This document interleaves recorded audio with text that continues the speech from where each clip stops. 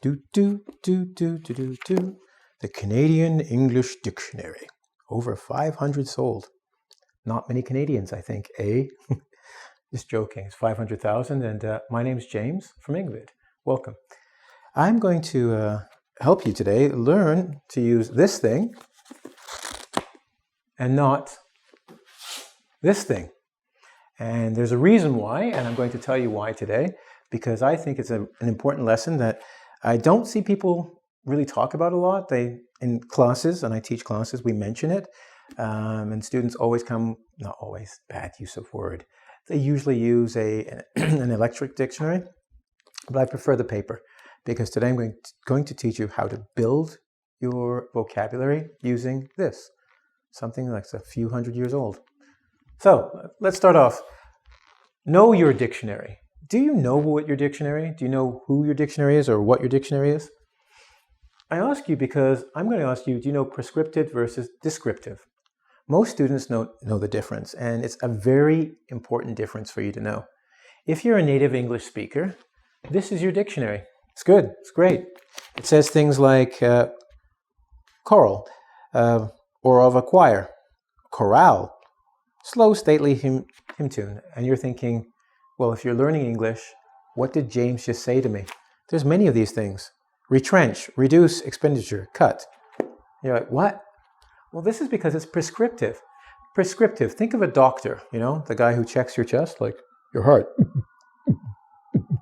He prescribes something to you, right? Gives you something.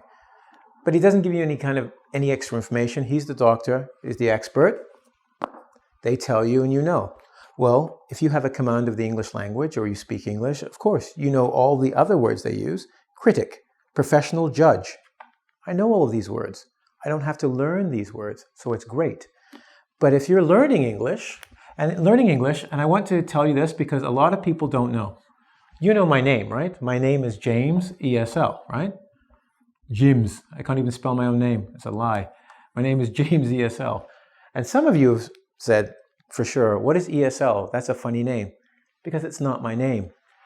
ESL stands for English as a Second Language. That's what it stands for. Many of your teachers and that use it, and they never tell you what it means. So what it means is James is teaching English as a second language. And that's for you guys. You have French, Hindi, Arabic as first languages, and you want to get another language. What you need is a descriptive dictionary. What does that mean? Well, let me explain something to you. There is a thing that is long. It has a big head, a smile. It has little lines on its body. Its first name starts with M. Its last name starts with E. Do you know who I'm describing? It's Mr. E, right? I described it to you. An ESL dictionary is descriptive, right? So the first thing you should know is your dictionary prescriptive or descriptive? Prescriptive, like a prescription from a doctor, it just tells you this is what the word means. It does not give explanation. It gives an explanation, but no diagrams and no definition, okay, or explanation. For example, a descriptive one not only tells you what the word is, it gives you an example of its use in speech. It helps you, maybe even a picture to show you. That's more for the ESL. So when you're looking for a paper dictionary, go to your bookstore and ask for a descriptive dictionary because you're studying ESL, and they'll give you the perfect dictionary for you, okay? So, what are we going to do next? That's the first thing. Know what dictionary you have, because this one will help. Now, I will tell you this though. Once you start going from the beginning and intermediate, you need the prescriptive, because that's what a fluent native speaker would use, and that's what you use. So there's a reason for both. Don't forget that. If you're advanced, get prescriptive. If you're new, get descriptive. Know your dictionary. Next, does your dictionary use phonetic, or does it use syllables to tell you how the words sound? Well, I investigated because I'm like a reporter, like Clark Kent, Superman, and I discovered that not every dictionary is the same. Some use phonetics, and they use the International Phonetic Alphabet. Some of you have studied it in school, right? Where you have those funny little things, or like the upside down E. I can't even do it. I think it's like, and it means something to you people, okay? But in the international language, you'll use these symbols to show language, right? They use this phonetic alphabet because they know it's international, and people who study languages will also use it. But a lot of English dictionaries just use syllables. They break the word down into like, numbnuts, number. And what they're looking is for vowel sound, not vowels. Don't make a mistake. I've often done it and told students, I say, when we use syllables, we break it down to units of a word with a vowel. And what I mean to say is with a vowel sound, because sometimes there will be two vowels, but they make a sound. For example, EE or EI can make one sound, okay? And that could be in a vowel unit. So check to see if your dictionary is either phonetic, and that means you're going to need the International Phonetic Alphabet, or syllable-based, which means they will break the word into units with a syllable sound. Easy? Is that understood? Let's move on, okay? So that's something you want to look at, because this will help you build your vocabulary. Because knowing what a word looks like and what it sounds like is very, very different, okay? And this is to help you pronounce the word. Remember, learning vocabulary is know when you see it, know when you hear it, know how to say it, understand what it means. Then you build vocabulary. And this is know what it sounds like. Okay? Next. C. What part of speech? Well, what is a word?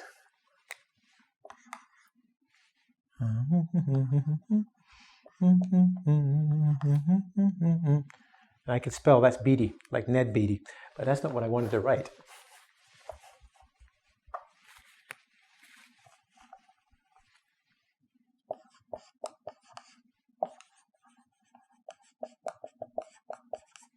When you beautify something, it's not the same as beauty. He's a right beauty, or she's a beauty, right? They're different words. So we're asking ourselves, what do these words do, right? She's a beauty. So we're looking at an adjective and an adverb. Beautify. Adverbs do a different job than an adjective, right? So the dictionary will tell you how to use it. Remember we said, what does it sound like? First part is, it tells you what it looks like, right? It gives you the word. The next it tells you what it sounds like. The next it tells you how to use it, right? That girl is a beauty, or what a beauty she is, versus we need to beautify our house. It's not the same, and you have to know what part of speech to use it, otherwise you'll use it badly, okay? Next, we're going to go over to other possible forms. So, other possible forms are, well, let me correct something I made a mistake on. I said it, I made a mistake, because I'm human. I was so busy thinking about the mistake I made with beauty. I said this was an adverb, it's a verb. So I know you guys who love to catch me, you caught me. Ow, ow, bad teacher, all right? It's a verb, all right? So we got noun, verb. Now let's go to other possible forms, okay?